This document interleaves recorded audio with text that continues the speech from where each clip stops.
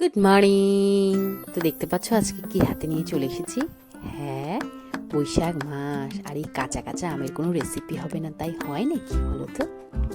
চারিদিকে একটু ঝড় বৃষ্টি হচ্ছে আর তারই মাঝে এই আমগুলো আমি কিন্তু কুড়িয়ে নিয়ে এসেছি পাশের গাছ থেকে।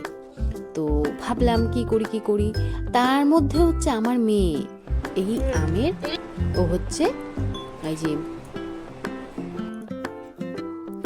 আমের হচ্ছে আম পাঁপড় খাবে। আম পাঁপড় বলতে হচ্ছে এটা তো হিন্দিতে বলে আম পাঁপড়, আর আমরা যেটা বলি আমসত্ত্ব, কাঁচা আমের আমসত্ত্ব। তো ওই সেটাই বানিয়ে দেবো আজকে। তো দেখতে পাচ্ছ এখানে সমস্ত আমগুলোকে ভালো করে ধুয়ে কেটে নিয়েছি আর সুন্দরভাবে কেটে নিয়েছি। এখন এটাকে অল্প জলে সেদ্ধ করে দেবো। দেখো আমি কড়াইতে খানিকটা জল দিয়ে দিচ্ছি আর সমস্ত আমগুলো দিয়ে দেবো। এটা প্রেশার কুকারে দিলেও খুব তাড়াতাড়ি হয়ে যায়, তো আমি আর আজকে প্রেশার কুকারে দিলাম না, আমি কড়াইতেই করে নিচ্ছি। এই 5-7 মিনিটেই আমগুলো একদম সেদ্ধ হয়ে যায়। আমি ঢাকাও দিইনি, এভাবেই 5-7 মিনিট রেখে দিয়েছিলাম। আমগুলো সেদ্ধ হয়ে গেছে দেখো, আর খানিকটা হবে, বেশ 90% প্রায় হয়ে গেছে। এই দেখো এখন হাতা দিয়ে দিলে সমস্তটাই গলে যাচ্ছে।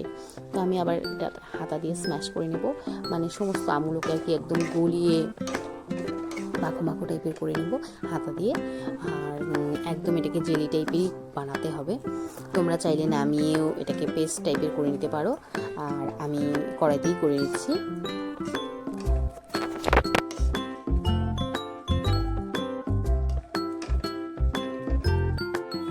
দেখো দেখতে কি সুন্দর লাগছে, একদম আমগুলো গলে গেছে, খুব সুন্দর লাগছে আর এত ভালো লাগছে দেখতে, এত সফট না, ভীষণ ভালো লাগছে। এটা যদি এভাবে কেউ খায় খুব টেস্টি কিন্তু লাগবে।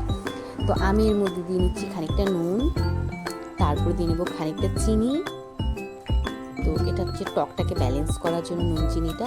তারপরে দিয়ে নিচ্ছি একটু কালারের জন্য সানরাইজের যে গুঁড়ো লঙ্কাটা হয়, এটার মধ্যে ঝাল খুব একটা নেই, তো খানিকটা দিয়ে নিলাম। তোমরা তোমাদের পছন্দ মতো নাও দিতে পারো, কোনো অসুবিধা নেই। আবার দিলে কি কালারটা একটু চেঞ্জ হবে, টেস্টটা একটু চেঞ্জ হবে। তোমরা যদি কালারটা এমনই রাখতে চাও নাও দিতে পারো, কোনো অসুবিধা নেই। তো আমি দিয়ে নিলাম, দিয়ে বেশ খানিকক্ষণ হালকা হাতে নাড়াচাড়া করছি যাতে সমস্তটা একবারে গলে যায়। দেখো বেশ অনেকটা গলে গেছে, আর এটা আরেকটু হচ্ছে তোমার এটাকে শুকোতে হবে। এটাকে হাতা দিয়ে কন্টিনিউ নেড়ে এটাকে মানে ড্রাই টাইপের, ড্রাই ঠিক হবে না, মানে জলটা যে থাকবে এটার, সেই জলটা একদম শুকিয়ে যাবে। তো দেখো এখনো অনেকটা পরিমাণ জল আছে এটার ভিতরে, সেটাকে কন্টিনিউ হাতা দিয়ে নেড়ে এমন করে কিন্তু শুকিয়ে নিতে হবে। আর জালটা তোমরা মিডিয়াম রাখলে ভালো, মিডিয়ামে রাখবে, গ্যাসের জালটা মিডিয়ামে রেখে করলে তোমাদের সুবিধা হবে। দেখো মোটামুটি কিন্তু আমার হয়ে গেছে, এখন আমি গ্যাসটাকে অফ করে দেবো। কতগুলো আম দিয়ে কতটুকু হয়েছে দেখেছো? তো বেশি করে আম দিয়ে করিনি, অল্প আম দিয়েই করেছিলাম, যাই হোক। তো আমি এখানে থালার মধ্যে সর্ষের তেলটা মাখিয়ে নিয়েছি, মাখিয়ে নিয়ে এখানে বসে গেছি এটাকে স্প্রেড করে দেওয়ার জন্য। ফাইনালি আমার আম পাপড় রেডি, আর এই যে ওদের দেখো আম পাপড় শুকলেই আম সত্য রেডি। মানে তোরা আমার এই যে রেডি, এটাকে এখন রেখে দেবো।